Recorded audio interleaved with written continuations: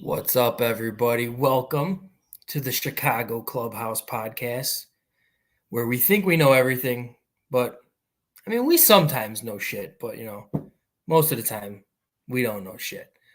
It's gonna be a quiet show tonight because there's not that much going on.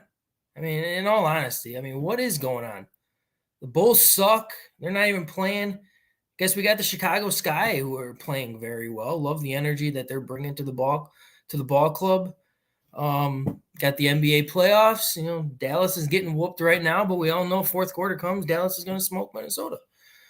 So we'll talk a little bit about Bears football, OTAs.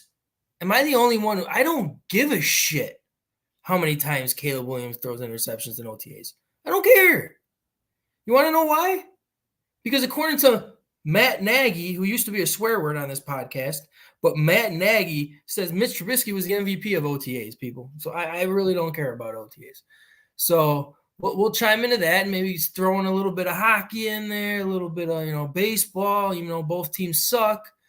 But, hey, we're gonna throw a little bit of everything at everyone today. So enjoy the show. Hit it, Crook.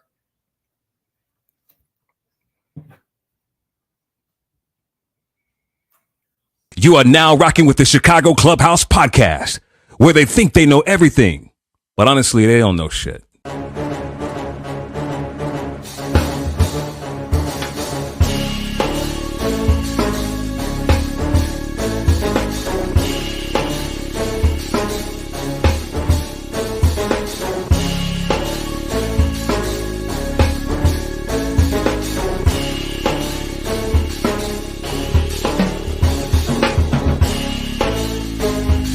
Watch these summer league games and they tell you about these new up-and-coming coaches. I think we should get rid of every motherfucking owner in Chicago. Enzo and Caruso both been there on the quarter like your defensive generals. But they need to get that strong safety who's not scared to hit somebody.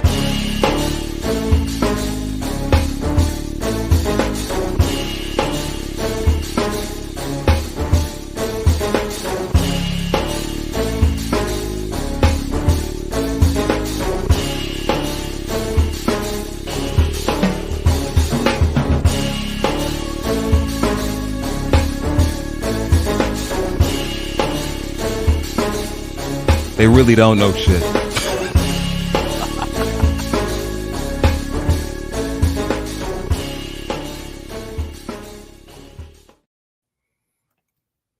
Man, they really don't know shit sometimes gets to me. It really does sometimes. But hey, let's go at it right away now, man. Let's get into the stat man behind the scenes right now who knows every stat.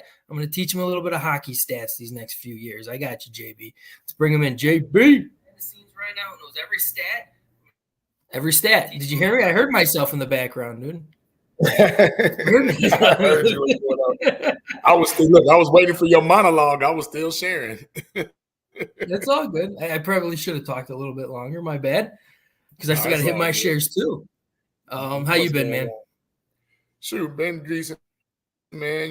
Just again, as much as we complained about not having much to talk about going into the draft, hell, these are the true dog days because what is there to talk about except for like truly over scrutinizing and over evaluating our team. But I will say, we try very hard not to be extra petty on this show. But to hell with it, I'm gonna start off with being petty because sometimes, you listen to other shows and be careful where you get your information from, people. You listen to other shows and you hear some of the dumbest, most asinine things. So without saying too many names, you'll figure out who I'm talking about.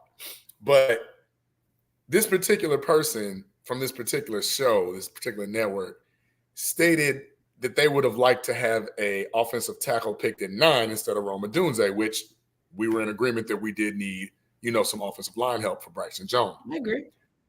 Started off good, right?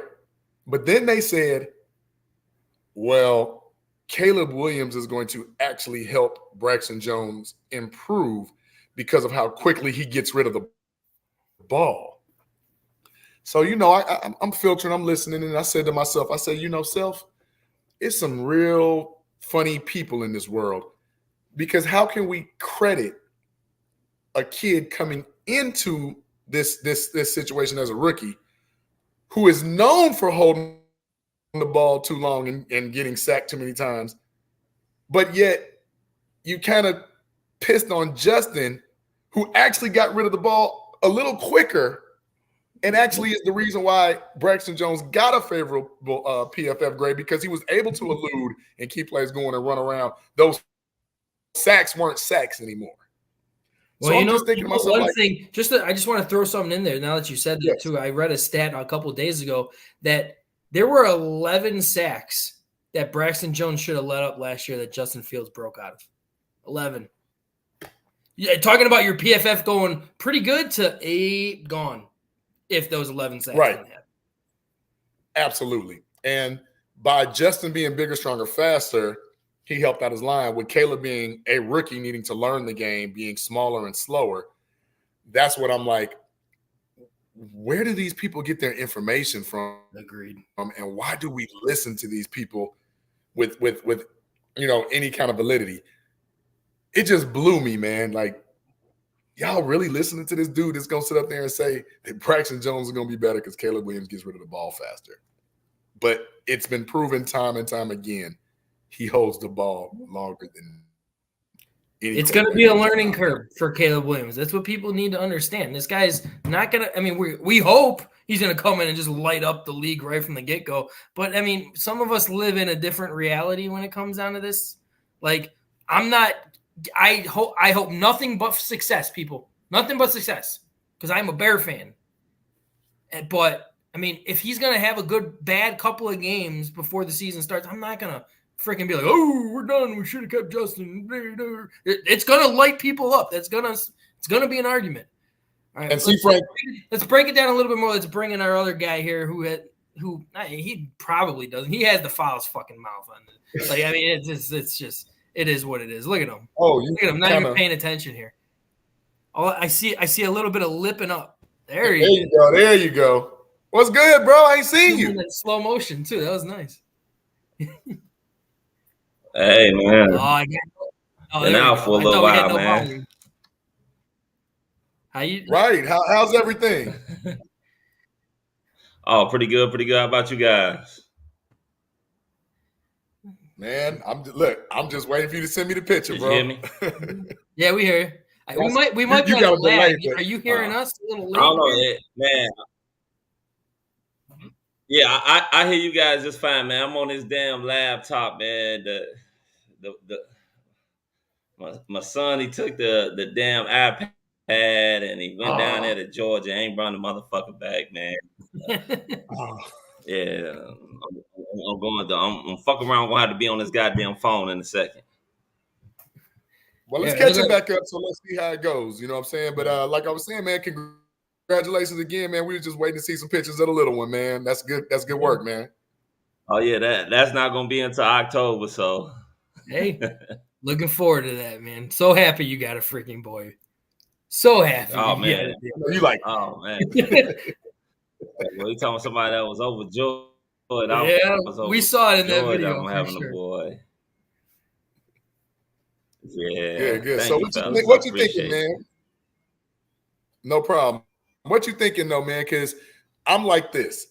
The same way we've been telling people that are overly excited, like, oh, look how good Caleb has looked in OTAs. He's ready to take over. And we like, slow down. Now he has a couple of bad ones, and people are like, oh my God, what are we getting into? Hey, slow down. Like, why are people just like they just can't be patient? Human nature, man. People, Chicago nature. They go crazy, man. And especially in Chicago, you know, we haven't had a franchise quarterback in forever. So everybody, if he was doing great, everybody be sitting up there jumping the gun, talking about, oh man, he's gonna do great things, man. He's God. He's God sent. And you know, he came out and had a bad practice or a bad OTA. Big deal. So what? Who cares? And then all this, he threw 5 interceptions or whatever. Yeah, I heard he didn't throw any interceptions. I heard he could have thrown some interceptions. He didn't actually throw them. They could have been picks. So He didn't actually throw them. you Right. never know. Yeah. Yeah, but And I'm look going at to it switch too to like my this. phone. Like, all right, you're good. Yeah, I'm going to switch to my I also heard JB too. Like he didn't have Roma Dunze, he didn't have Keenan Allen, and he didn't have DJ Moore. It was all thrown to nobodies and everything too. Cole Kmet wasn't even out there either. Like he had nothing. but that's my thing. Like 2 weeks ago, they were praising the throws he made. And he's doing all this, and I'm just like, okay, that's good on 7-on-7. That's flag football. Then he gets, the veterans get there and he's struggling. I'm like, did you think he wasn't? Like, he has to have time to develop. He has to learn to play the NFL game. And I mean, not to toot our own horn, but he is playing against a pretty damn good defense. So I expect him to make those mistakes. Hell, I'd rather him make those mistakes now than preseason and snap, game is next week. Like, that's what I'm trying to get people to understand. Like, no matter what it is, we either going to overly critique one way or the other. Look at what the kid does good, accentuate it. Look at what he's done bad, coach him up. Exactly. And let's see what type of balance. Justin never got coaching up. Go figure. Successful quarterbacks do what? Get coached up. There's a novel idea. Yeah.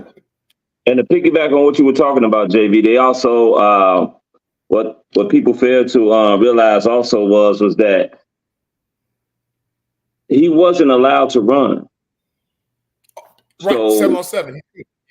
Yeah, he didn't. He was it was 7-on-7, so he's not allowed to run. He wasn't allowed to like escape the pocket or anything, and he was missing 2 targets, which is fine. Not trying to make excuses for him. He's learning. Remember, he's learning a whole new offense, man. Like the whole damn team is learning. The whole offensive side is learning a new offense.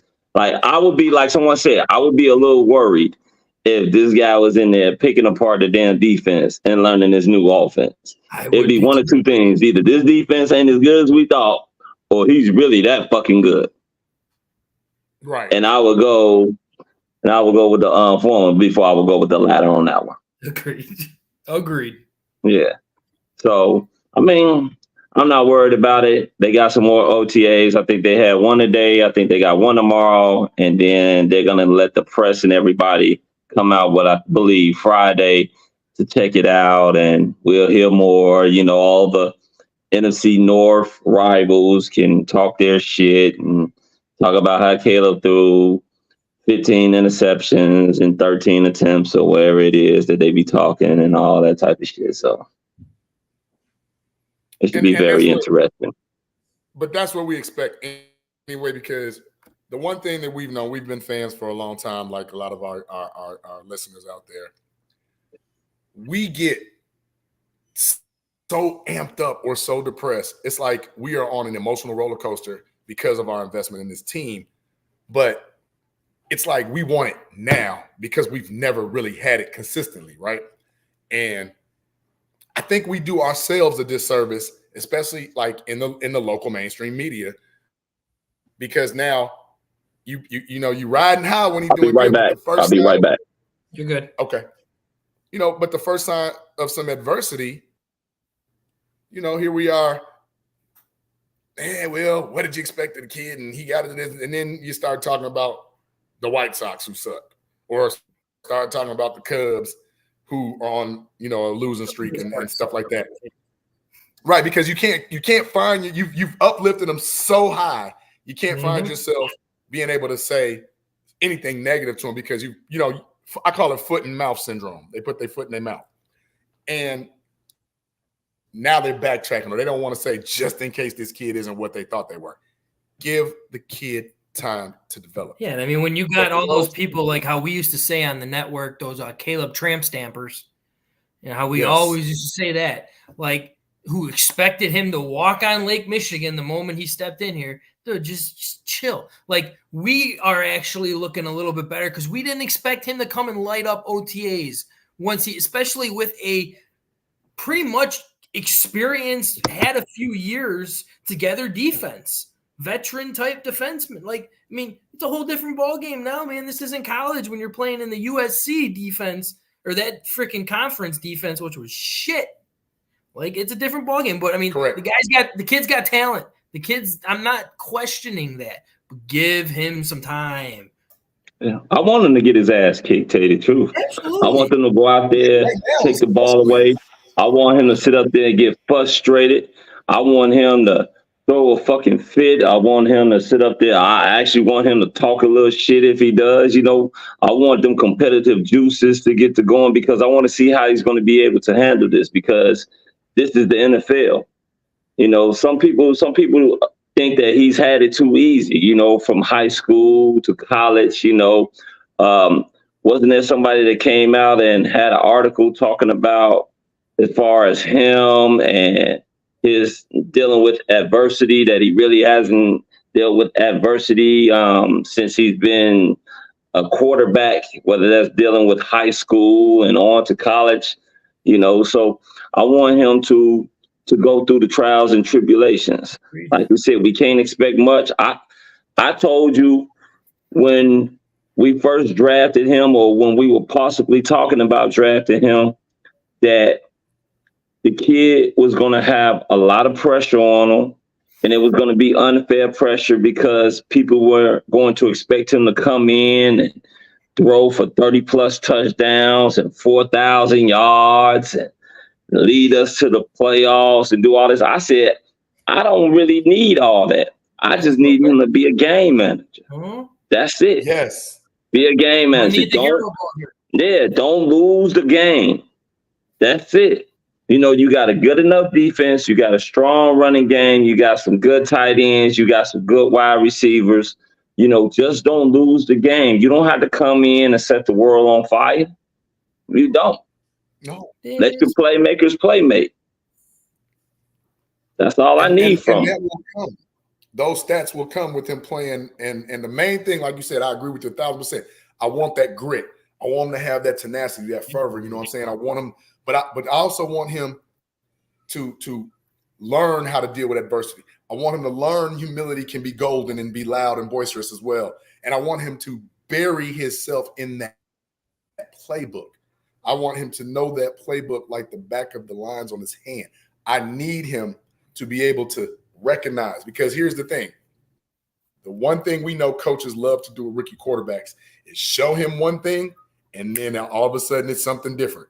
We need for him to be coached up and be coached well enough to notice when to do that, when to hit your check down. Hell, when to just tuck it and run or when to throw it out of bounds. Live to fight another day, you know? And in my humble opinion, wait, what?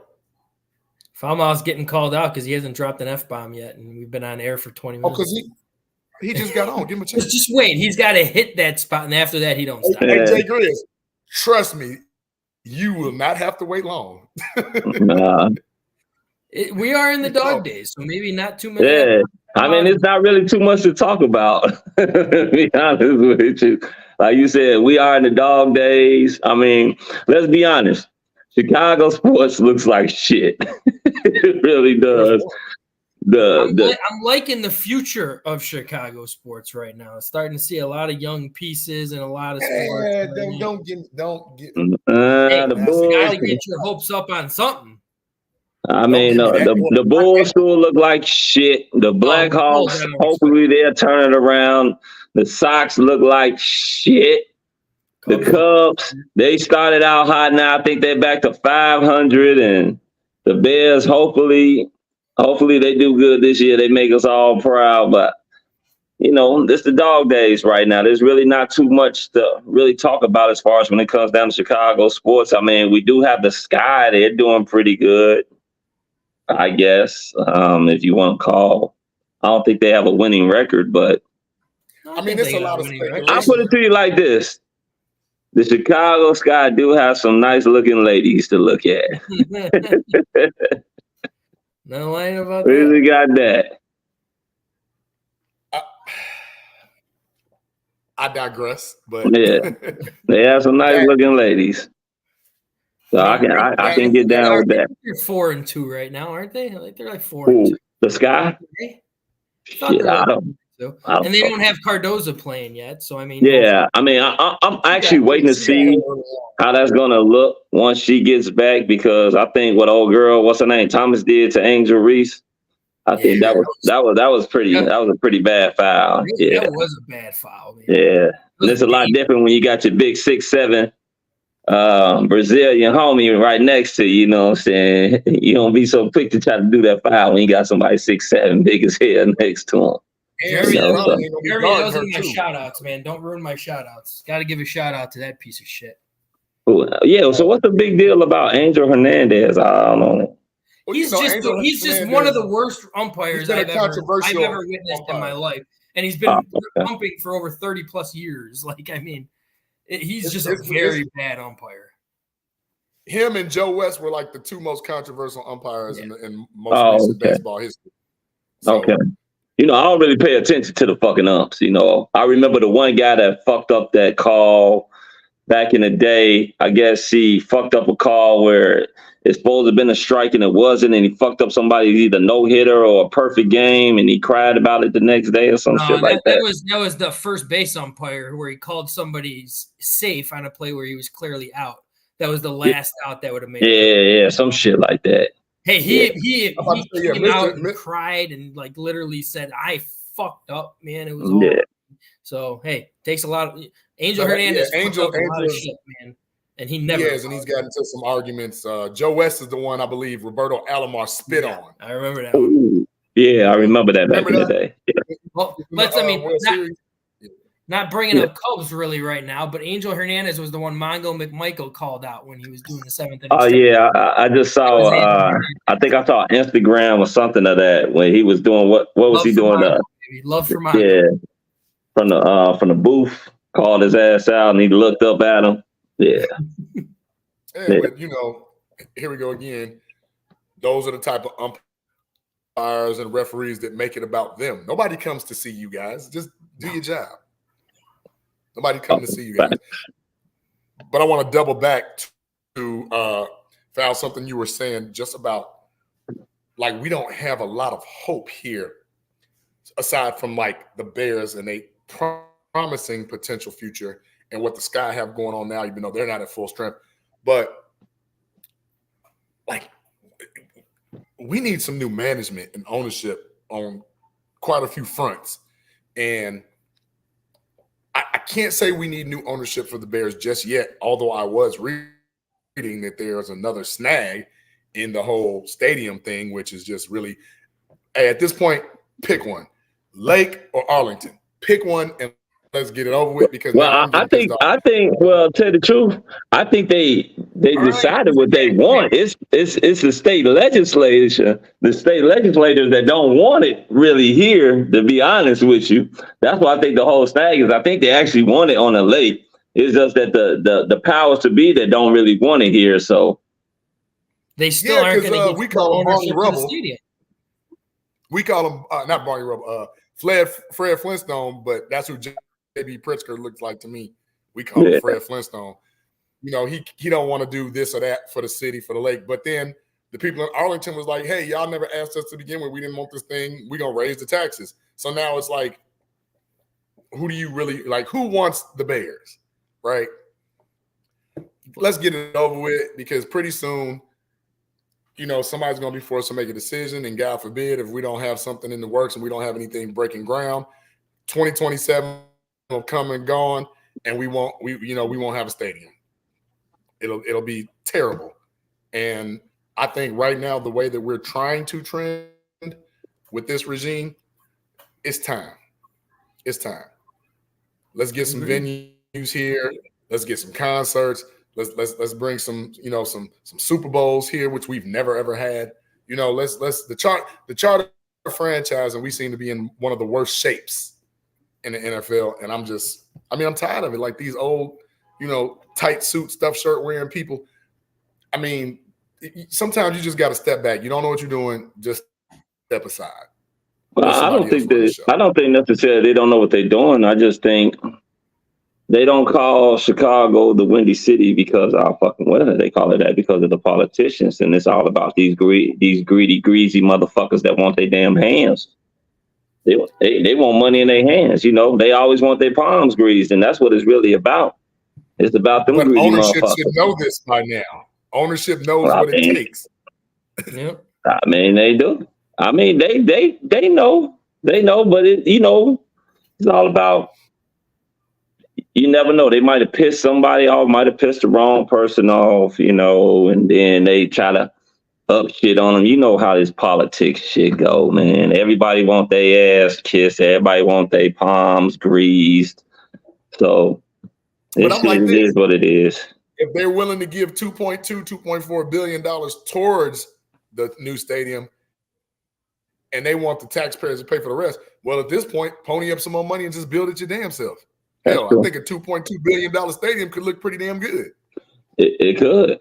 They could. I mean, but just in general, you think about it. What the third largest market, and we can't get certain things like shit. Just a couple years ago, we had just got the fucking All-Star game back here for the NBA, Shit, look how long it took that. Since what, fucking 88, 89? Shit, it was over 20 years. Yeah, since we had the damn All-Star game here. I mean, the White Sox had the All-Star game here, and when, I forgot when the hell that was. That was like probably in 2000 and, was that 3 or some shit like that? I thought that was after the World Series that they won. Yeah, it might have been after, slightly after. I thought it was like 7 or 8 or something. Yeah, well, I mean, shit, look at it. Hell, it's been over a decade since then, Damn, they're going on 2 shit. Since the All-Star game came here. So, I mean, it's all about Chicago. To tell the truth, to be honest with you, I would love for them to do a study. I think Chicago, the violence and everything is down when the sports teams are doing good. I think when the sports teams are doing good, the violence and everything is down. I think when they're doing bad, everything else tends to spike up. You know what? Put that back up, producer. Could you put that back up? Yeah. This is very telling. Okay, Jay Grizz, I'm with you on this one. That's why we need movers and shakers in the room and that the politicians respect, like the Irvin Johnsons and Michael Jordans of the world. You know what? That is so telling, because we are also one of the only cities where our franchises do not have any links to the past.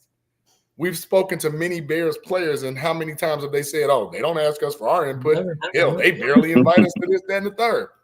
Hell, Michael Jordan has absolutely nothing to do with the Bulls. It was like he didn't even play here. And the man got a statue and a banner, and he built an arena. I would love for Frank Thomas to come and do something with the White Sox. I would love for Mark Burley to come and teach these people how to pitch. My God. Blackjack McDowell, where you at? And for you Cubs fans, I'm sorry if this is a sore spot, but there's no reason Sammy Sosa should not have any dealings with the Cubs. Yep, I agree. No, Jay Grizz, Paxton don't count. Paxton wasn't. First of all, Paxton is an idiot, and Paxton is doing. AK is doing exactly what Paxton has done in the past.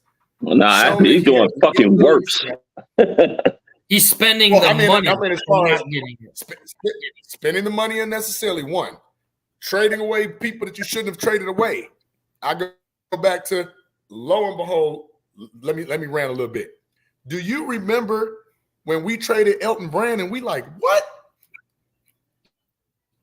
Why would 20 and 10? What you getting rid of Elton Brand for? And then you don't draft LaMarcus Aldridge, you draft Tyrus Thomas? You let Jamal Crawford walk?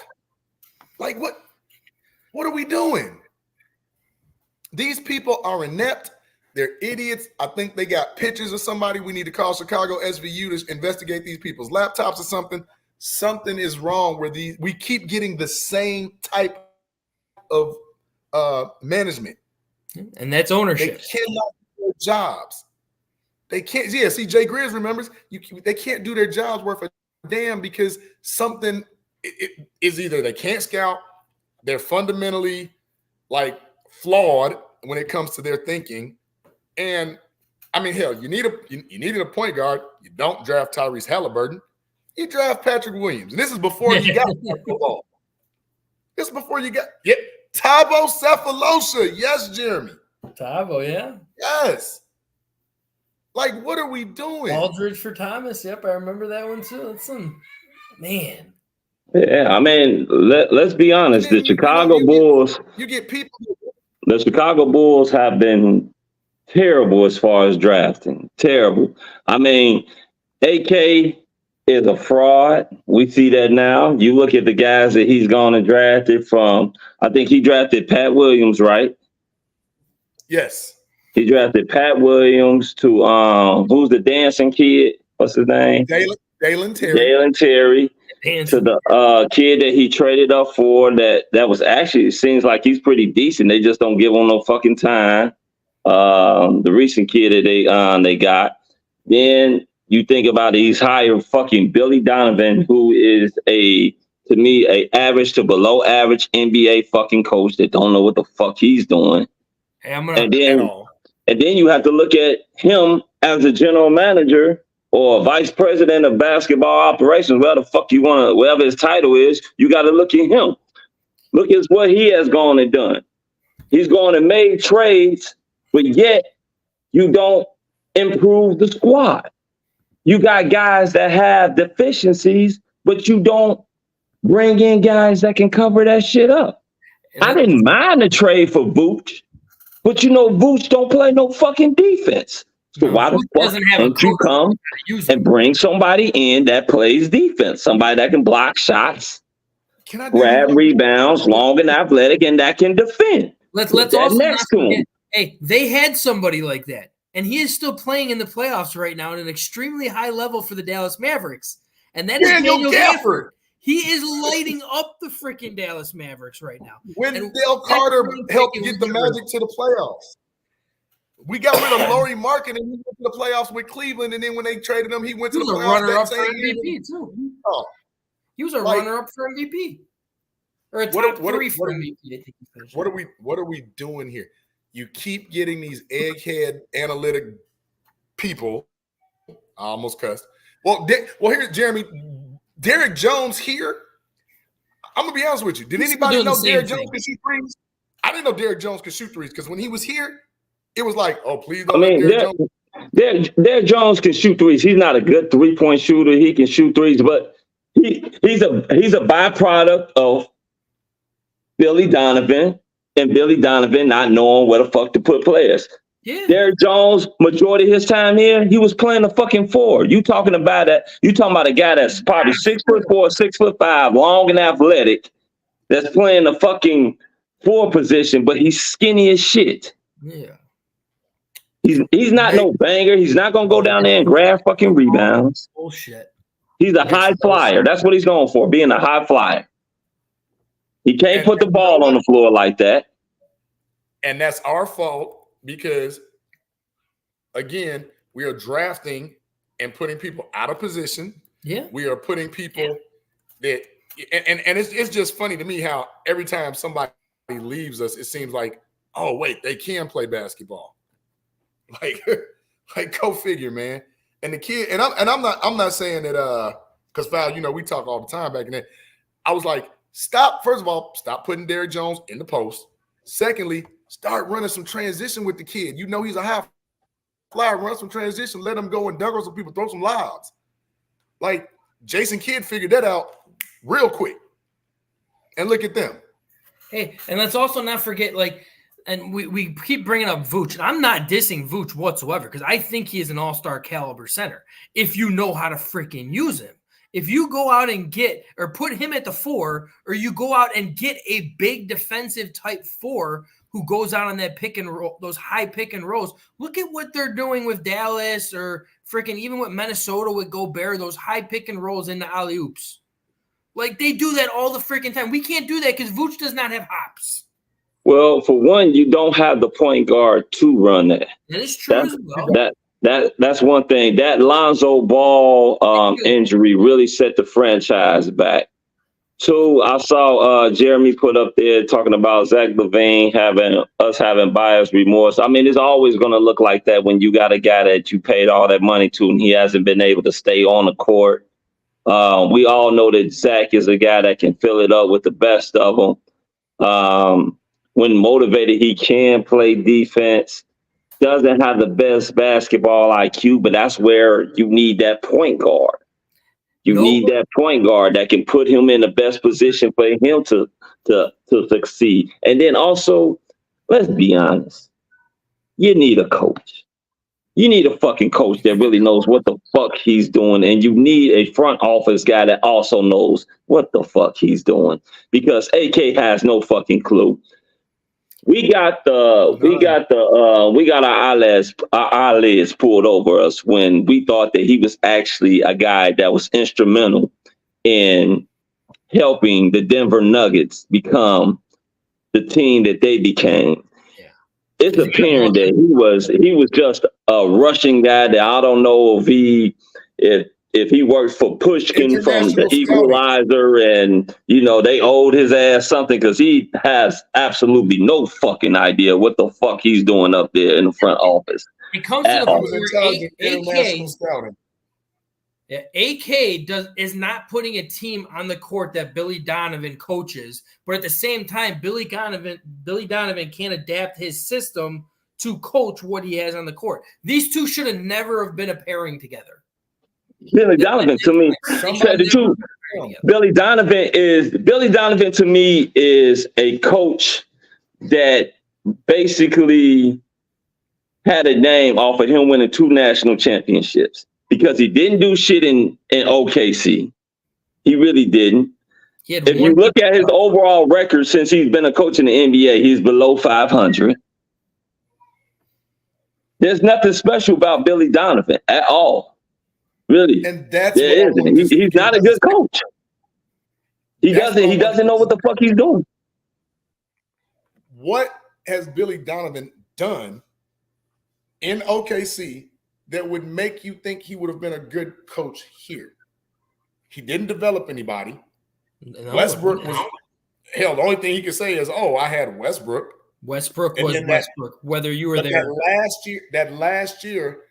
He got a little credit, but I'm like, hell, Chris Paul is the reason that OKC team went to the playoff, wasn't it? That was like Chris Paul, Paul George, and like Carmelo Anthony or something like that. Like, and they weren't great, but like Billy Donovan didn't do anything. And the 2 national championships he won in Florida, hell, your front court was freaking Corey Brewer, Al Horford, and Joakim Noah. Hell, not too many people were going to beat that team. No, it just is what it was. But you get here. Vooch's numbers when he was a high caliber all-star to being a one-time all-star with the Bulls, his numbers have went down drastically. Zach LaVine looked much better before in the league before DeMar DeRozan got here. Now, Kobe White has kind of turned the page and taken off, but now you kind of want to taper him to be a point guard, but now you're talking about drafting a point guard. So then what you going to do with Kobe White? You know what I'm saying? It's like, you drafted Dalen Terry to be a point guard, and he don't even play. Like, what are you doing? It's about to get real interesting now. Lonzo Ball's coming back next year. He said he's playing. We'll see. I'm hoping, because I mean, from everything that I'm seeing, I said it from the get-go that DeMar DeRozan and Zach LaVine are not a good pairing. I don't care if they're friends or if they're cool off the court. They're not a good pairing because they're both ball dominant players. But when you had Alonzo Ball, he was the glue holding them to the point where they weren't freaking shooting over each other all the time. You lost Lonzo? Okay, you lost Lonzo. Sucks. Horrible. But what the fuck have you done to try to get another somewhat caliber of Alonzo Ball? You didn't do shit.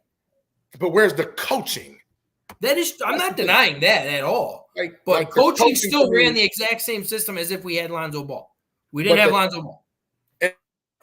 And again, Lonzo, I'm a Lonzo Ball fan. He even fixed his jump shot. You know, he UCLA guy, one of my favorite college teams. But here we go again. Lonzo Ball, what did he get drafted? Foul like 2017, 2018, right? Yeah, something around there. Like a sophomore, right? I think he got drafted after his sophomore year. And I think after his freshman year. Was it a freshman? Okay. Yeah. So when Lonzo got to the league that rookie year with the Lakers, he only played like 50 games. I remember this because I used to be a Lakers fan. Then they had that one run in New Orleans where they made the playoffs, and he's never gonna play like 65, 70 games. He just can't, because I believe he's got that same. Now. Well, y'all can look it up. I can't see it right now, but I think he's got Brandon Roy's degenerative knee thing that Brandon Roy had. Because remember how Brandon Roy didn't have ACLs. Oh, that's what he did. He didn't have ACL. Okay. Yeah, he didn't have no ACL, so his knees kept rubbing against each other. Yeah. He didn't have the ligament, the pigmentation right there. Wasn't he supposed to have microfracture surgery? That was like the new thing. That was like beginning, I think. But yeah, right. It's good now. But you picked him up coming from New Orleans, knowing he only played 50-something games. Mm-hmm. Like, you knew he was damaged goods. So to put your hopes on this kid thinking, Lonzo going to come in here. Lonzo going to come in here. He going to play. And first of all, very few people play 82 games anymore, right? So we're going to just. We could thank a little Princess James on that one.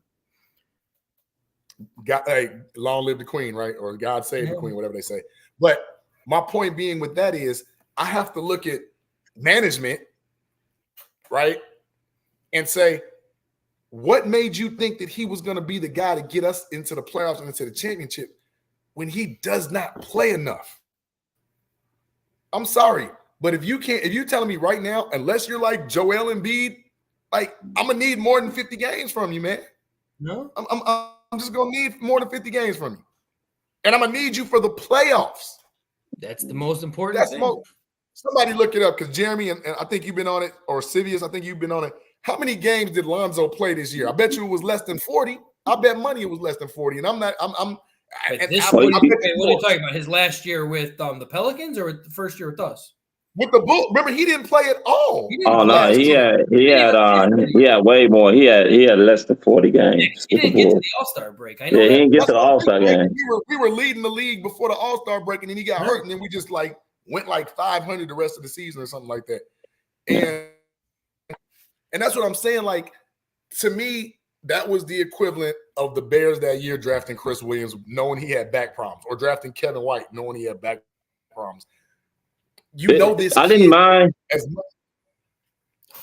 I didn't mind them. I didn't mind them getting them. Basketball. Huh? Yeah, I didn't mind the Bulls getting him.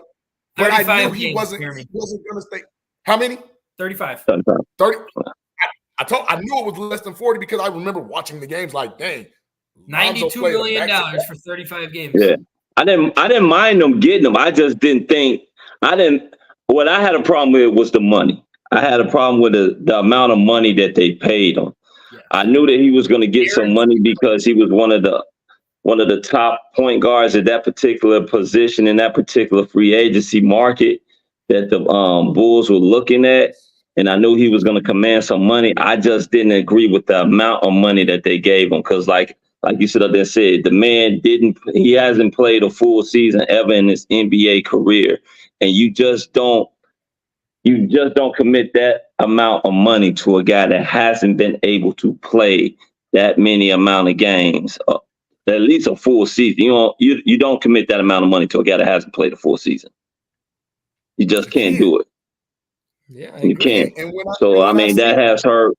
And then they still haven't brung in. Like I said, I've been on this show for the longest, hoping that AK will sit up there and bring in a guy like a Bol or some long athletic guy that's tall, can play defense, grab some boards, put the ball back in, hell, possibly even shoot, to put alongside Vooch, because I think it does a disservice to Vooch.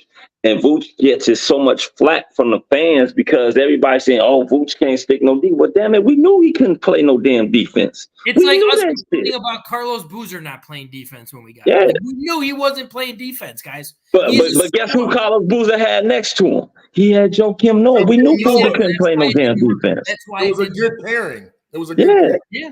So we already knew that. So that's why I don't get, you go put Pat Williams, who's really a small forward, you go put his ass down there and have him be the 4. He looks fucking unmotivated. He has no fucking heart at all. He looks like he's just out there to collect a fucking check. He looks no different than the same guy that he was at Florida State. A guy that looks like he's best suited for playing a 6-man role, coming off the bench, giving you points here and there, may have a game where he explode, and then he'll go back into his little shell of being a guy that's going to give you 7 to 8 points a game, maybe 3 or 4 boards, and play a little defense. Who are you talking That's about? it. You're trying to make him. You're trying to make him into a star. I wouldn't even sign his ass back. Let his ass walk. Fuck him. If somebody can get the best out of him, God bless him. Thank you. He should donate half his check to whatever coach can get the fucking best out of him. Let his ass walk. After years, JB, we're gonna pay some bills after years. Oh, okay, real quick. But after years, go ahead. Here's my thing with the whole Patrick Williams thing. Again, injuries, they happen.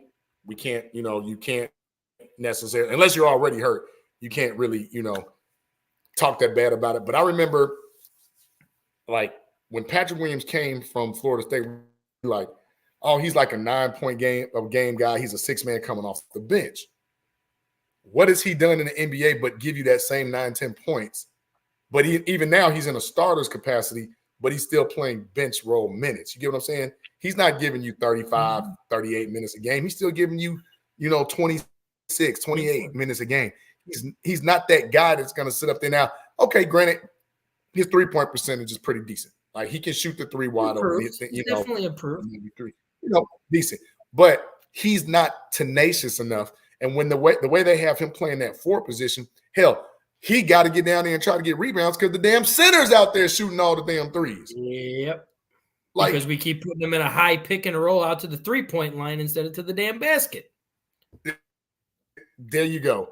And when you have situations like that, again, I can't only blame the kid for not developing, but Billy Donovan, how dare you? AK, Mark, well, I can't even blame Mark Eversley because clearly he's just on the team. He ain't got no say-so on nothing.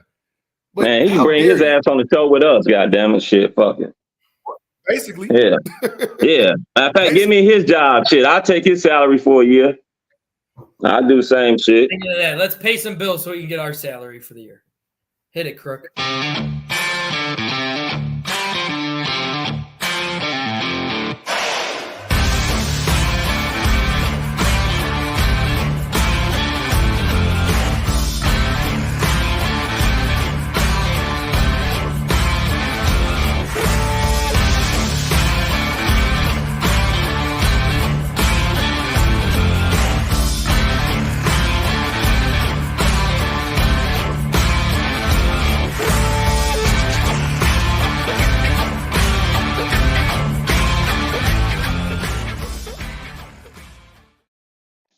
There was a time when high standards prevailed, when excellent craftsmanship was displayed and treated with the utmost importance. Acquire the crisp, refreshing taste of Moore's Beer. Moore's Beer. Raise your standards.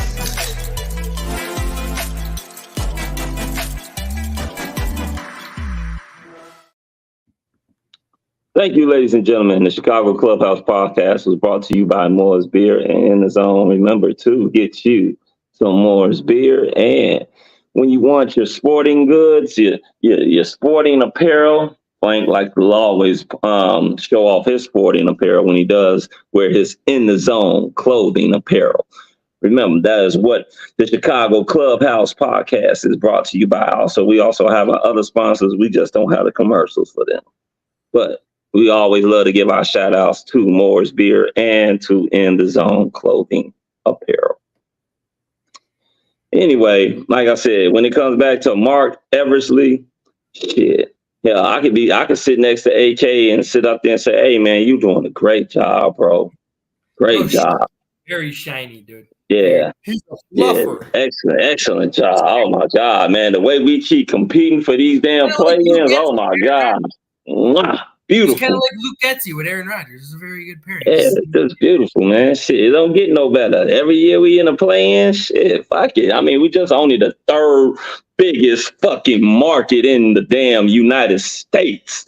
Why not just continue to compete for a play-in spot every year? Why not just keep running it back? Fuck it. Why we gotta?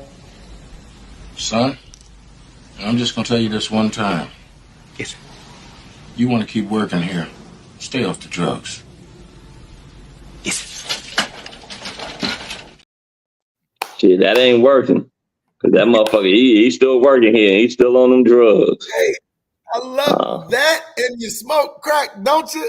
Hey, yeah, we he got to be smoking crack. Good ones in there for sure. That I want to break down a comment from Jay Grizz because we've talked about this on the show numerous times as well. How much of this product is a culture of the NBA where players pretty much dictate where they want to play, and why aren't the Bulls ever a big destination for players? And I mean, you guys can correct me if I'm wrong on this one, but I think this all goes back to how the Bulls organization kind of treated that championship run of the Chicago Bulls, breaking them up before it should have ended and everything, getting rid of Phil. Like, it's just you shit the bed, and it hurt a lot of people. JB's got his arm up like he wanted to say something.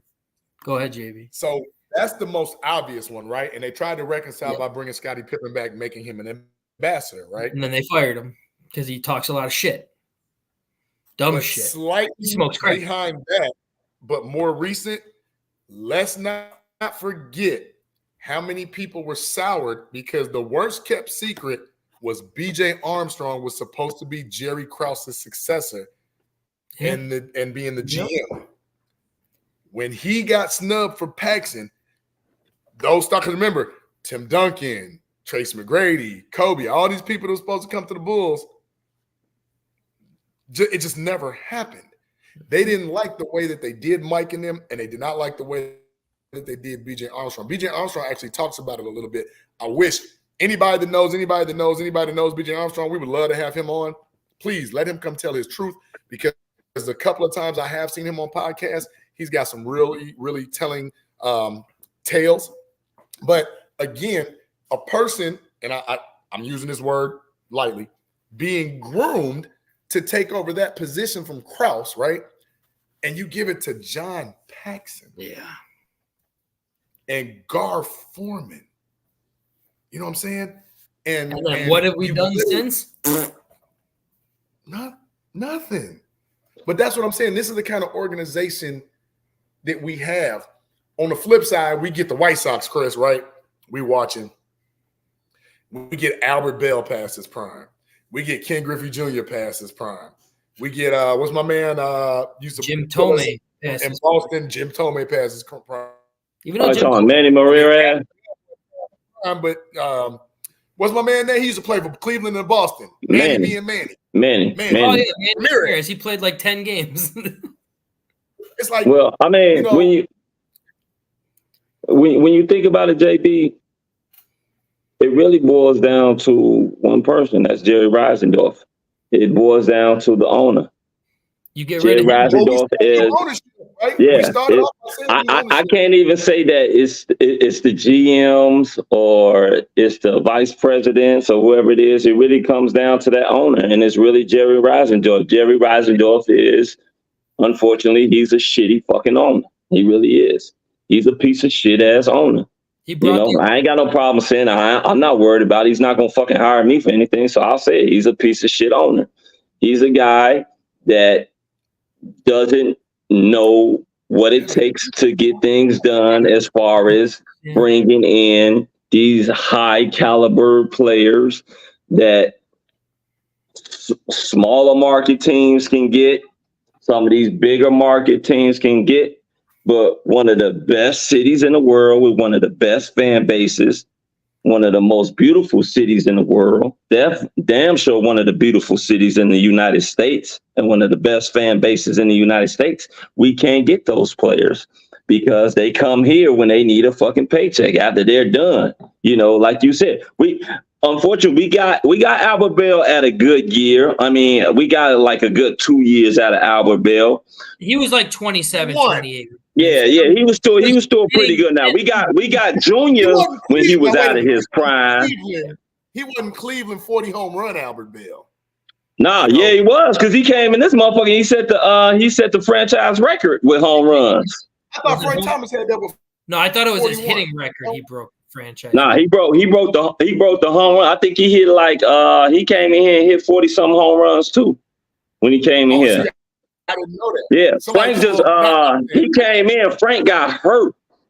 Frank got hurt the year that he hit, and Tomei and Jim Tomei, he did pretty good too when he got here, huh? Yeah, Jim Tomei was a little past. That was like 94, 95, right? Yeah, Jim Tomei was a little bit past his prime, but he still put up good numbers. Yeah. And we had a guy, Adam Dunn. He was another guy. I think he was a little bit past his prime. Griffey was damn sure past his prime. Manny Ramirez was past his prime. You know, so we getting all these guys that's looking for paychecks when they pass their prime, but we can't get them when they in their prime. Jerry Reisendorf, he's just a shitty damn owner to play for. That's all. He really is. He's a cheap ass. He tries to look for the best deal, you know. I don't want to get political and shit and go into some whole other shit because of who he is, but shit, it is what it is. He's just a shitty fucking owner. I hope that's not what we have to do with that, though, right? But at the same time, we got to call a spade a spade. And what happens is you grab the guy, and it's an old policy game. Hey, we brought a guy in here with a name, hoping that he catches lightning in the bottle from the past, right? Mm-hmm. You know, Griffey was one of my favorite players. He was my favorite player. But I know he wasn't that guy anymore. When he left the Reds, hell, he damn near wasn't that guy when he left Seattle and went to the Reds. You know what I'm saying? he got hurt. He got hurt. He started getting fucked up, yeah. Yeah, he came to Cincinnati. He was still the guy when he came to Cincinnati, but when he got to Cincinnati, that's when that injury bug really started hitting his ass, and it was pretty much over with once he got there. So I wanted him to hit one fucking home run in a White Sox uniform. That's all I wanted. He did. I don't think he hit a couple. Yeah, he hit a couple when he was with the White Sox. I don't think he hit. He would have to go YouTube that shit. He would give you that flash. He would give you that flash where it was like, because I remember when you used to try to go get seats, because back in that time, you used to be able to like go right up to the stadium, get your tickets, and go right in. Everybody started buying the right field tickets now because Griffey was left-handed and he was hitting to the right porch, right? Before then, wasn't like that was the section that was wide open. Wasn't nobody sitting over there. You know what I'm saying? Trying to catch the home runs. And it's just like it just bothers me, fellas, that like you say, Fal, we are one of the charter franchises, the third city, and we can't get this right. You want to know what's you want to know what's crazy? We damn near a charter franchise in damn near every fucking sport and can't get this shit fucking right. Which goes to show you how bad our fucking goddamn ownership has been throughout the fucking history of Chicago sports. Like there's no fucking way that we've been damn near charter franchises. Like you look at Sox, one of the oldest motherfucking teams in baseball. Cubs, one of the oldest teams in baseball. The Bears, one of the oldest teams in football. Bulls, one of the oldest teams in basketball. Blackhawks, one of the oldest teams in hockey. Yeah. You know what I'm saying? You look at this shit.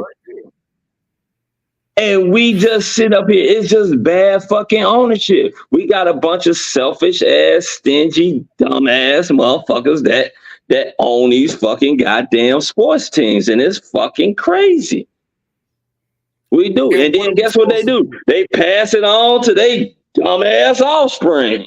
And they dumbass offspring pass it on to their dumbass offspring. And it's just a fucking continuance of dumbass offspring that keep getting these damn franchises.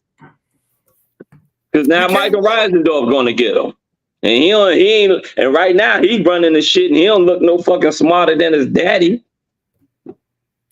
Yeah, he's not giving me. I mean, right now he's been running them lately, and he doesn't look too much better. But he's not giving me hope for the future, is what I'm saying. Oh, fuck no, he's not. No. He's just marry into the family shit. They're not gonna allow somebody that knows shit about sports to marry into their fucking family. Preach it, Jeremy. Preach it. Until he died, unfortunately. Damn it. They're not gonna allow somebody that knows anything about sports family. And if they do, they're not gonna allow them to run that motherfucker.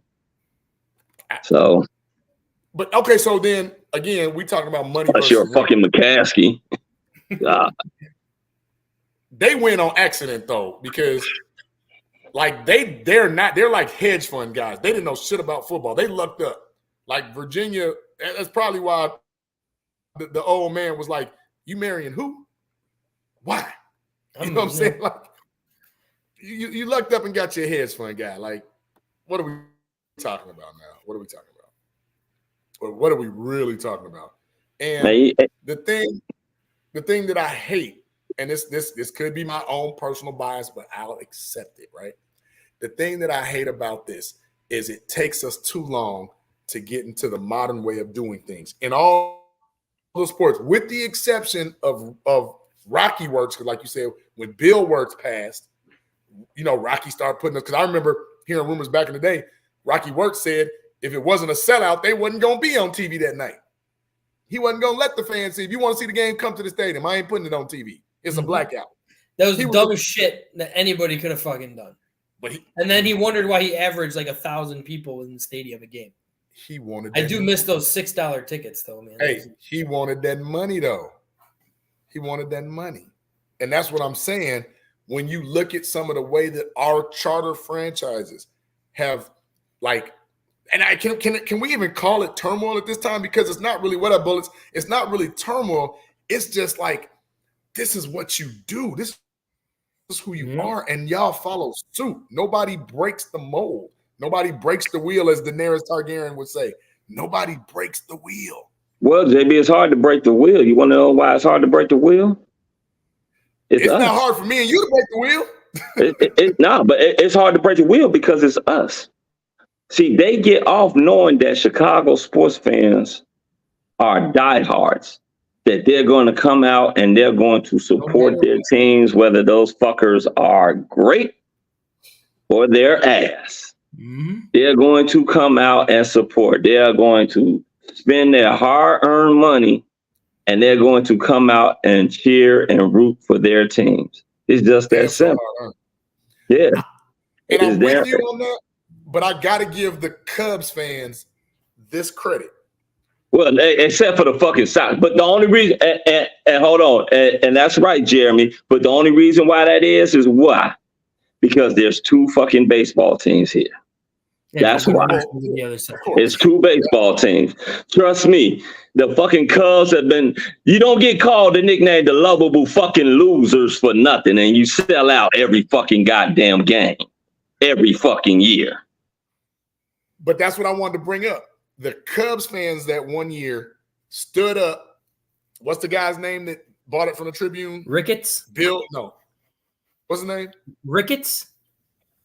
Bob Ricketts. When them people said, "Oh, we're not coming to the games no more. You raising the rooftop and want to put in all this shit up and being crazy. We're not coming to the games no more. Give us Theo." They stopped coming to the games. Theo came in here, did what Theo does. Cubs fan got one. Chicago got one, right? That's what I'm talking about, because the fans actually stood up and took a stand against what was going on from ownership. Like I told you, I was on board with you, Frank. We was putting money in the swear jar. I was like, man, we need to buy a billboard that says "Fire Matt Nagy." Like, exactly. Otherwise, we're not coming to the games. You know what I'm saying? Like, but we don't do stuff like that consistently enough to make change. If we stop going to the United Center, because I'm sorry, going there, paying $16 for a fucking beer, paying, what is it, another $12 for a piece of pizza, $9 for some popcorn, just to watch Patrick Williams wet the bed. Or no, here's the one. We're going to watch Alonzo warm up but not play. I remember those. Who wants to go and first of all, it costs too damn much to sit up there to watch this I'd rather watch the G League. They're going to play hard. At least they play with the heart. Well, and then not only that, this crazy son of a bitch of an owner, he has the nerve to sit up there and want to ask the governor and them for money to build a new fucking stadium. After putting out this piece of shit roster, who's only won 15 fucking games, the worst fucking team in baseball right now. And he wants money to build a new stadium when the stadium that you got right now is still somewhat relatively new, like decent. It ain't old. Not a bad stadium. What the hell's wrong? Yeah, it's not a bad stadium. It ain't even really old. I was just there last month. You think a change of scenery is going to help you learn how to be an owner? Is that no. Here's like the fucking major league and send your ass over. You know who he reminds me of? Remember Batman Returns? He reminds me of Max Schreck. That's who the fuck he reminds me of. Michael Reisendorf is his son. Yeah. That's a good comparison. I like that. We're gonna watch that shit. That's his new nickname. That's Jerry Reisendorf's new nickname, Max Schreck. Hey, put it on the board. Yes. Fucking Max Schreck. And my thing is, how dare you sit up here and think you deserve a third stadium because you bought the old Comiskey Park when you bought the team and then shut it down, and now you built this one, this U.S. Cellular Bank, whatever it's called today, because guaranteed rate, whatever. Preparation H Arena. Preparation H Field. And you think you deserve and where he's trying to move it. What? Like, dude, who are you? Lucky they don't get bought and sold to Tennessee the way we doing. Like, cut it out, man. You don't deserve a third stadium. You don't put a product on the field that's worth a damn. You didn't got, I don't know what you did with the Bulls. You sold us a dream because I'm going to tell you right now, if Bulls fans actually stood united, there is no way this draft, because I think we pick 11th, right? Yeah. Yeah, but the draft is shitty. There's no top part. Like, this is a bad draft. It is a very bad. This is a shitty draft. There's no top prospects in this draft. And the word is they're picking a point guard in this draft. Oh, God, not again. Which does not fit Billy Donovan's system at all, the way this guy plays point guard. Why the fuck do they? Ronnie James, how many times are they going to? If I see another fucking guard or small forward drafted it fucking again, I'm going to pull my motherfucking hair out. I'm tired of seeing. And we're still going to have no fucking backup center, no fucking power forward, no backup power forward. We're still going to be fucked in that position again. And they keep constantly doing the same old shit. That's what I'm saying. Fucking idiots run this fucking organization, from the old owner or the senile fucking owner to his son. To the son, who ain't no fucking smarter. He fucking just a chip off the old block, to the fucking dumbass vice president of basketball operations that somehow, I don't know, he made Reisendorf an offer he can't fucking refuse. I don't know if the Russian mafia got something to do with that shit. I don't know how the fuck he got into that position. To the GM, Mark Eversley, who's just sitting there fucking, might as well be on a podcast with us because he don't look like he has no influence on what the fuck is going on. To that gum-chewing dumbass coach that we got. Now all he does is this.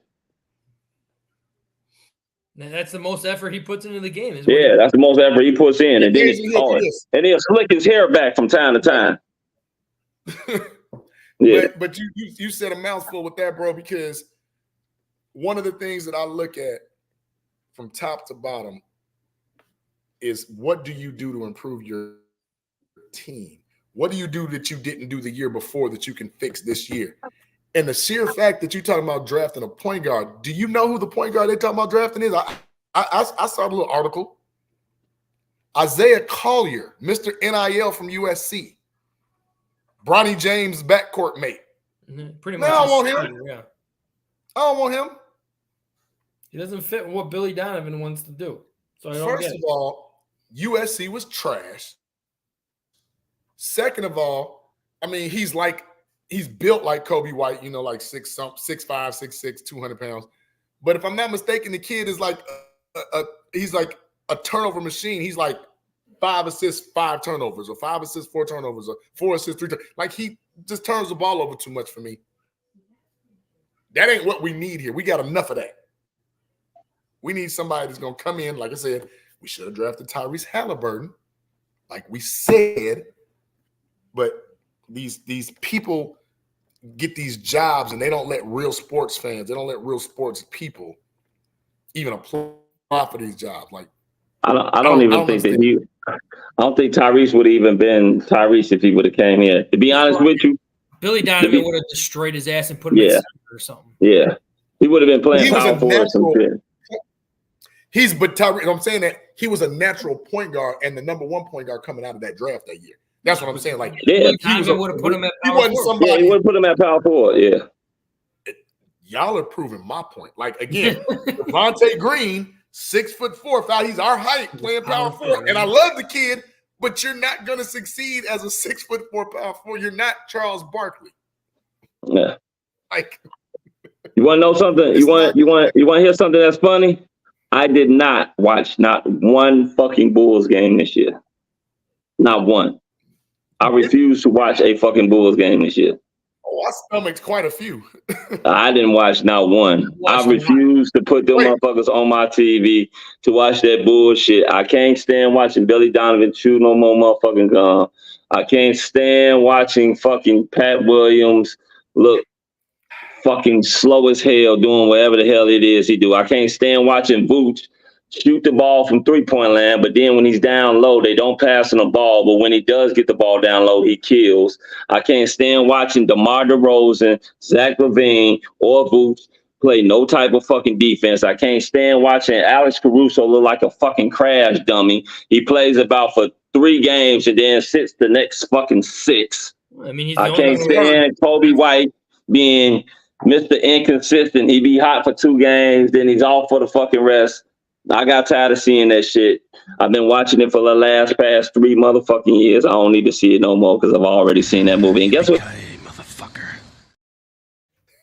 Last 3 years, they've been vying for play-in. So I didn't want to watch it again. So well, they are. They're a play-in team. I'm gonna be honest with you all, and I hope. Well, I don't care if people get mad at me. I really don't. I watched that Zach LaVine 51.0 assist game. I wasn't even mad because I'm like, he just said, forget it. I'm gonna do me. Yeah. You're not gonna run plays for me, pretty much. I'm just gonna go do me. Because I don't understand. Well, this is where I'm going with it. I saw too many games where Zach had it going in the first quarter, and then 9, 12, 13 points. Then he sits them to like the 5 or 4 minute mark in the second quarter. Now he cold again. I'm like, what are we doing here? Another thing that drives me nuts is no matter what, he always sticks to his timeout rotations. He can go on an 11-0 fucking run, and he will still fucking call a timeout. Like, what the fuck are you doing? You're right, OG. It's sad. You want to know what's crazy? So I saw a stat that they constantly kept throwing up. They said that Zach LaVine is one of the best catch and shoot 3-point shooters in the fucking league. And I saw that too. Our dumbass coach would not run plays for him. Never off of run off screens for catch and shoots. Always ISO. Yeah, the Bulls are one of the best teams when it comes down to throwing the ball. They actually play better when they go from the inside out, when they throw the ball to Vooch on the block. That is what they won a lot of their games like that, and they refuse to fucking play like that. I don't fucking get it. I am not comparing Vooch to Jokic, people. I am not. But there is no freaking reason, especially when you don't have a point guard, why you don't run your offense through Vooch in the post. They're going to start doubling Vooch, and then you're going to get a catch and release shot from Zach LaVine or Kobe White for wide open 3-pointers all freaking game. But they never do that shit. You can say what you want about Vooch. He still has one of the best offensive footworks in the post, hands down. Yeah. No doubt. Vooch is not the problem. It's the system that doesn't fit what he does best, right? And no, he's not Jokic. He's, possibly up that ilk, except he's not the passer Jokic is, and he's not going to bring the ball up like that. He's still a good passer. But he's still a viable option. He's still a good passer. He's a willing passer. In the post, he's a willing passer, right? The problem that I will always have is you pick a guy that's a pick and pop center who can also do damage in the post, but you run more plays for him as a pick and pop center than you would do in the post. Secondly, you run no plays for catch and shoot for Zach all ISO, but then you try to take the balls out of his hand when there's been games when he's had 15 assists. That just goes back to you don't know what you're doing. I remember Zach LaVine playing point guard at UCLA. Like, I remember him playing dual roles in Minnesota. So it's like right now, if you look as presently constructed, because I don't think the trade value they're going to get is going to be what they think for Zach, right?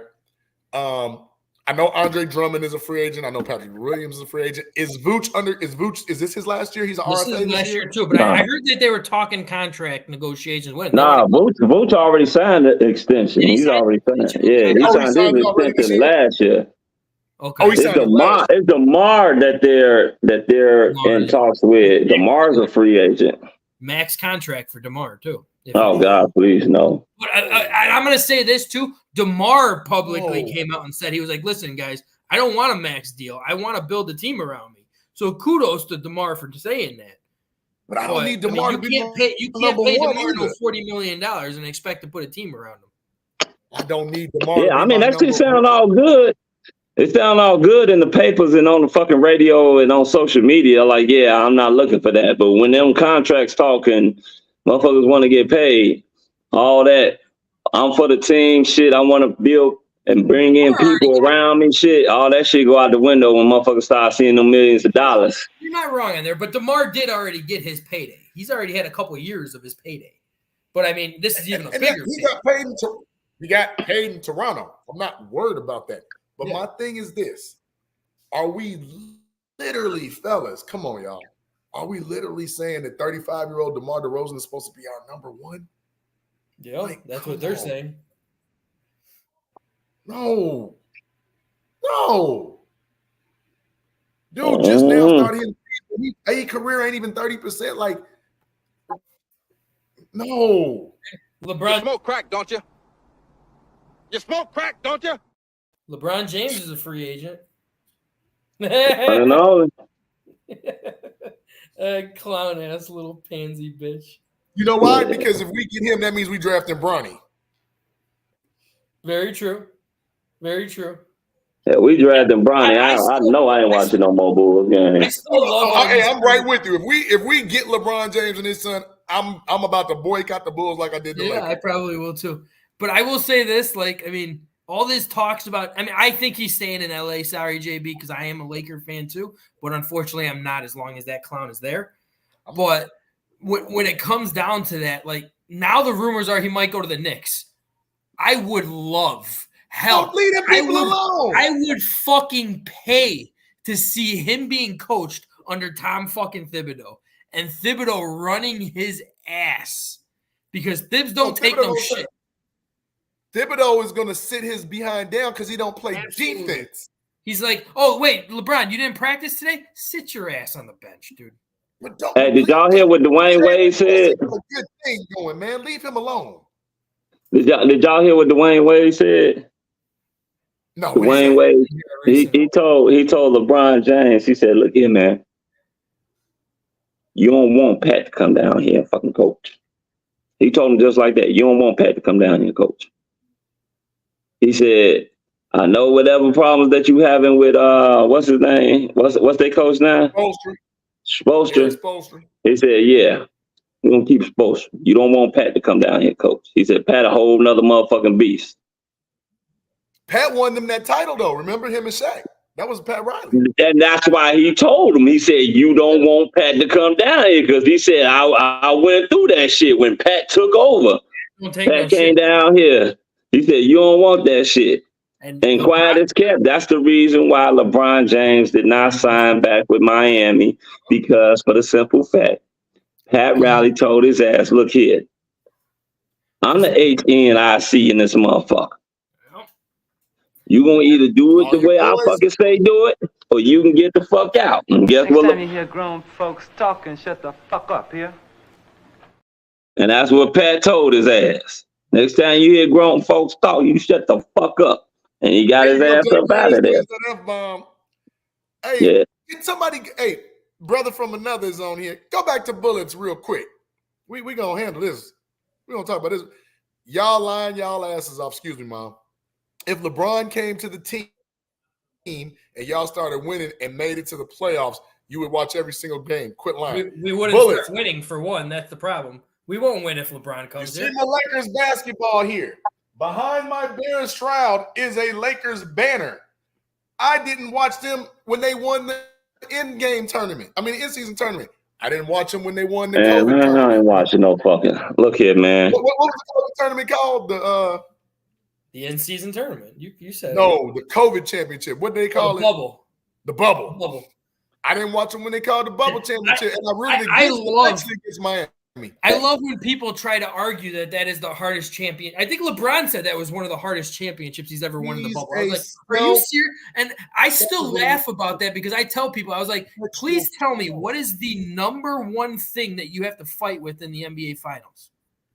That is dealing with nagging injuries. Not even in the NBA crowds too. That is a big one as well. But even injuries, when you're playing playoff basketball, you worry about injuries, especially when you have somebody like Anthony Davis on your team. You worry about injuries, but you get 3 months off before you start playing playoff basketball. Well, shit. Let me say this. Let me say this to Bullets, and then we could get into some shout outs. Bullets, one thing you may not know, because I don't think that you're from Chicago. Chicago, Bullets, is not like LA. This is a blue collar city. We love players that bust their ass and work real hard. We like real shit. We don't like all the fake flopping, all the acting and all that shit, because you get that shit where? In fucking Hollywood. I mean, that's why they call it Hollywood. That's what they do. They act. We don't really like that shit here. So if you bring a LeBron James over here, he's going to flop. He's going to jump. He's going to die. He's going to cry. He's going to cry. He's going to complain. He's going to We're not really fans of that shit. So that's going to drive people off the fucking walls. People are going to bounce off the walls looking at that shit. We don't like looking at that shit. We ain't going to watch it. I don't give a fuck if they are winning. One thing we do know, even if they were to bring LeBron James here, will they win? Maybe. Are they gonna win a title? No. You probably maybe get an extra win in the first round. Will they probably make the play in? Possibly, because I mean, shit, they over there in the goddamn West and shit. They damn near making the play in over there. So what the fuck you think he gonna do in the East? Probably make the play in over here too. In or 8th, 9th seed, 7th seed. That's it. Yeah, so we don't give a shit if he come over. If he come over here, I'm still ain't gonna watch the fucking Bulls. Because I really ain't gonna watch it because I don't want to see that shit. That shit make me throw the fuck up. I don't want to see this whining ass, crying, flopping. You don't gotta worry about it though, because he ain't coming here. Yeah, he ain't coming here no fucking way. And I don't want to hear every time his son misses a shot or turns the ball over. Boo. I don't want to see that, man. Well, I don't want to hear him come up with an excuse. Well, can we get to some shout outs? No, fuck this shit. I mean, we're going to talk about LeBron James. I know it's time to go. Yeah, I'm not in the mood for that shit right now. The weather is just not cooperating for me to talk about that little bitch. All right. Go Mike Tyson. Wait, what? Mike Tyson? I said go Mike Tyson. I can't wait for that. So shout outs. Man, not much going on. Shout out to you guys. Always happy to be here on Tuesday nights. It is the dog days, not too much shit to talk about. Shout out to, Caleb Tramp Stampers, who are now jumping off of his ship because he threw a couple interceptions in OTAs. It's like, everybody chill out. Shit. Hey, what'd he say? RELAX. Yes. That was Aaron Rodgers' fucking ass who made that shit up, too. I'm quoting Aaron Rodgers right now. Shit. Shit is bad. That is very bad. Well, unless you're talking about LeBron James, then you don't need to relax. We can talk as much shit as we want about that guy. Other than that, hey, I got nothing else. God bless. This weather fucking sucks. Let's get some consistent warm weather and let's get summer going. You want me to go, JB, or you want to go? Mine's the longest, so I was going. It's up to you. I can go. Start off with a special shout out to our producer, Crooked Commish, who was behind the ones and twos, keeping us moving, doing an excellent job. Early on, Heidi Zimmerman, thank you for chiming in. I don't know if you're a new one or a repeat viewer, but thank you. My man Lorenzo Clemens, Matt Henry, thank you for chiming in. Matt Henry, do us a favor if you can. We love the views on Facebook. Going over to YouTube and like and subscribe, because pretty soon we will just be. I think we're showing Facebook on like a recast, not a live, if I'm not mistaken. Soon. Jeanette Johnson, thank you for chiming in. Hey, Jay Grizz, man. Jay Grizz was on it today. Appreciate it. Start to finish, he was on it. Jay Grizz was on it. Aunt Burley as well. Thank you, Aunt Burley, for chiming in. Not Aunt as an aunt, A-U-N-T, but Aunt as an A-N-T. Civius, thanks, Mama. Dixon came back. Thank you for chiming in. We appreciate that. Jeremy Bowman, as usual, one of our P1s and doing good work.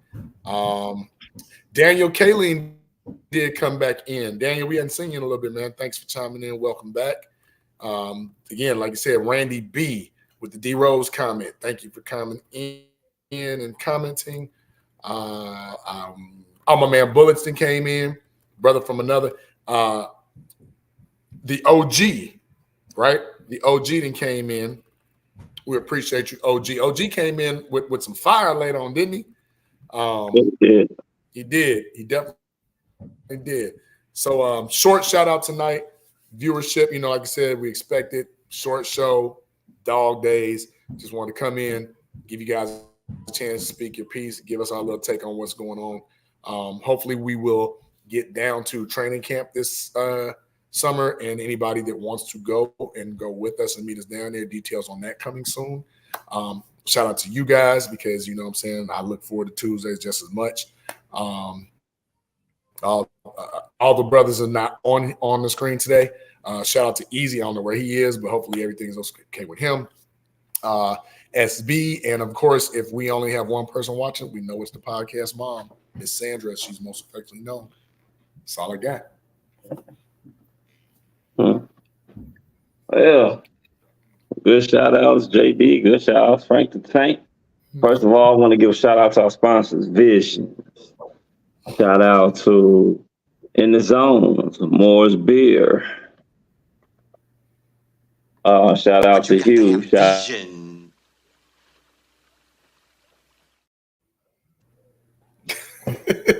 Are we doing the bear? You did the Caleb Williams bear. Oh, I am not doing that shit. I'm not doing it. Yeah, I ain't doing that shit. That is not going to catch on for me. Marcus. Hey, remind me when we off air. I got a clip that we gonna run. That shit gonna be funny as hell for that bear claw shit. Remind me when we off air to talk about that. Shout out to Hugh. Shout out to Signature over there on 13th and Wabash. Our boy Israel Donajay. Stop by his spot. Nice food, good people, sports bar. Stop off. Make sure you stop off there. And remember to like and subscribe to the Chicago Clubhouse podcast. We on here Tuesdays at 8 o'clock Central Time. Please like and subscribe. Also remember to pay attention and always to like and subscribe any of the shows on the Chicago Clubhouse Network. She said what she said. Damn it, Easy does it. Plunk. Bull split. Is there anything else I'm forgetting? That Crooked Commish Fantasy Football Show. Oh, Crooked Commish. Shout out to our boy Crooked Commish, producer. Monday's Fantasy Football. Yeah, Fantasy Football with the Crooked Commish. Also, shout out to Frank the Tank, JB, our boy T Nick. I don't know what he doing. He probably laid up somewhere. Crooked Commish behind the scenes, Easy.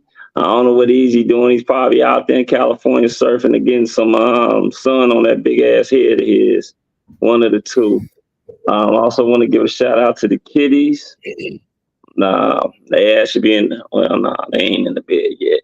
It's early. Also want to give a shout out to the chat. The chat was lit. Thank you all for tuning in, leaving us your comments, laughing with us, saying a couple jokes. You know what I'm saying? Giving us your feedback on how you feel about our Chicago sports team. Because today we weren't just talking about the Bears. We were talking about the Blackhawks. We were talking about the Cubs. We were talking about the White Sox. When we were talking about the Bulls and the Chicago Sky with all the pretty ladies. The ladies, yes, the ladies. Man, them pretty ladies. The pretty ladies, like the ladies, man. Yes, the ladies, the babies. And also want to give a shout out to all of Chicago. Stay safe. Shout out to my fiance. Love her. Shout out to my baby boy that's resting in there. There it is. My baby boy. Oh, shout out to my homie here, Grogu. Remember, you can catch him on the Disney Plus app. The Mandalorian. All the way up to season 3. Season 4 should be coming out soon. Make sure y'all check him out as well. Outside of that, shit. That's about it, Jack. That's all I got. Well, let's also not forget, to all the people on the, all our viewers who did not comment, you are officially lurkers. L for love. Good times. But we still love you. Good times. We do. We love the lurkers. Shout out to Deadpool coming in June. Shout out. Here's something for you guys for next week. We're going to talk about it next Tuesday. It's somebody's special day. But Bad Boys 4, we already know, comes out in theaters. Go ahead and watch the Jimmy Butler commercial. It's hilarious.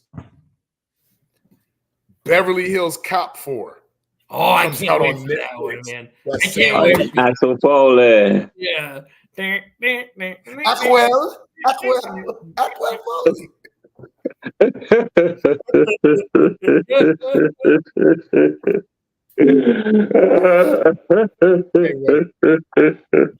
Oh yeah, we got to get Bart Scott. Can't wait. Can't wait. That's all we got. Yeah, I think that's all we got. So producers, go ahead and hit that. This has been a Chicago Clubhouse Network production. You got to decide whether you're a wolf or a sheep. Good night, Ecuador.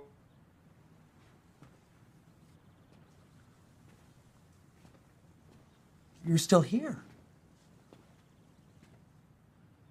It's over. Go home. Yeah, good night, Vietnam. Your career is over, LeBron. Your career. Good night, Vietnam.